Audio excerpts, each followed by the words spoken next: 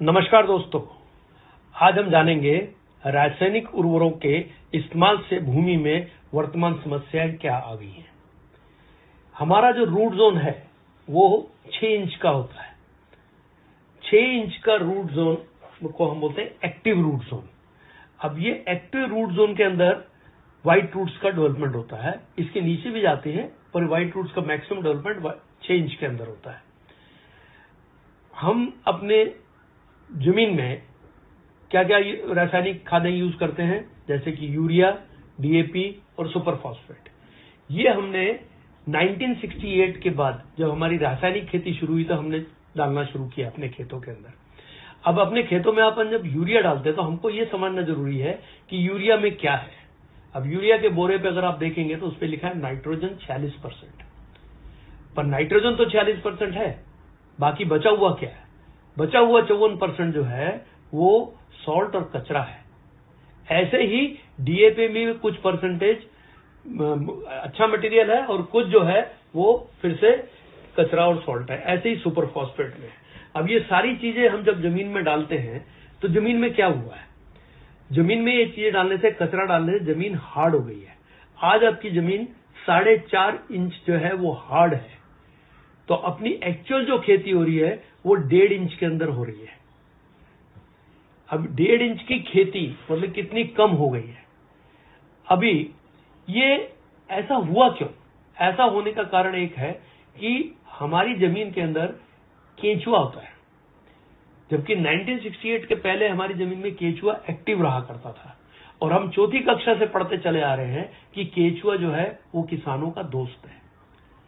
वो अभी क्या हो गया है, जमीन हार्ड होने से वो ऑक्सीजन में काम करता है, ऑक्सीजन वहां पे कम हो गई है, इसलिए वो 3 मीटर खाली नीचे जाके सुप्त अवस्था में रह गया है। अभी केंचुआ क्या करता है, नीचे से मिट्टी खाता है अपने वेट के हिसाब से, और जाते हुए और आते हुए जमीन में 2 छेद करता है, और जब ऊपर आता है तो वो ऊपर एक वॉमिटिंग मतलब उल्टी करता है, जिसको हम बोलते हैं केंचुआ खाद, जो वर्ल्ड की अप्रतिम खाद है।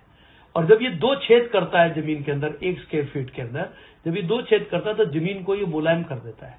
जमीन मुलायम होने से क्या होगा कि जमीन के अंदर जो हार्ड पना आ गया है, जिसके कारण ऑक्सीजन कम और कार्बन डाइऑक्साइड बढ़ गई है, वो प्रक्रिया उल्टी हो जाती है।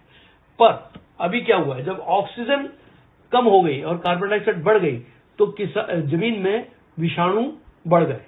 अब विषाणुओं के बढ़ने के कारण क्या हुआ, पेस्टिसाइड डालना पड़ा, और जब आप पेस्टिसाइड डाले तो विषाणु तो मरे, साथ साथ में उसके साथ जीवाणु भी मरने शुरू हो गए, क्योंकि जीवाणुओं का मरना मतलब कि जमीन के अंदर बंजरपना होना है।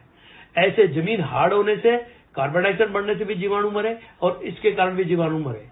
अभी 1 ग्राम मिट्टी में 20 करोड़ के ऊपर जीवाणु हुआ करते थे 1968 के पहले, और आज ये हालत है कि 1 ग्राम मिट्टी में 1 करोड़ के नीचे चले गए हैं, कहीं कहीं तो 1 लाख के नीचे भी चले गए।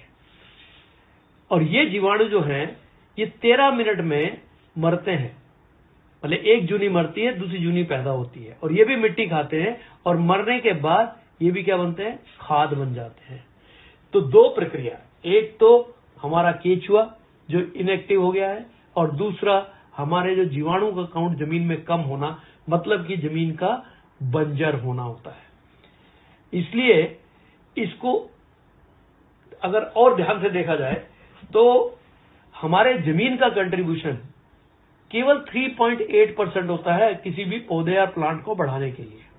आप बोलेंगे कि 3.8% होता है तो इतना ज्यादा क्यों बता रहे हैं इसके बारे में? ये ऐसे है जैसे कि हमारे शरीर में एक हार्ट है बहुत छोटा, पर अगर वो कमजोर हो जाए तो मुश्किल हो जाएगी, और अगर वो बंद हो जाए तो राम राम सत्य हो जाएगा। तो ये एक्टिविटी अगर जमीन में नहीं चालू होगी तब तक हमारी जमीन की जो है उर्वर शक्ति कम होती चली जाएगी। पर 96.2% जो है वो कहां से आ रहा है? हवा, पानी और सूरज, जो कि फ्री ऑफ कॉस्ट हमको अवेलेबल है।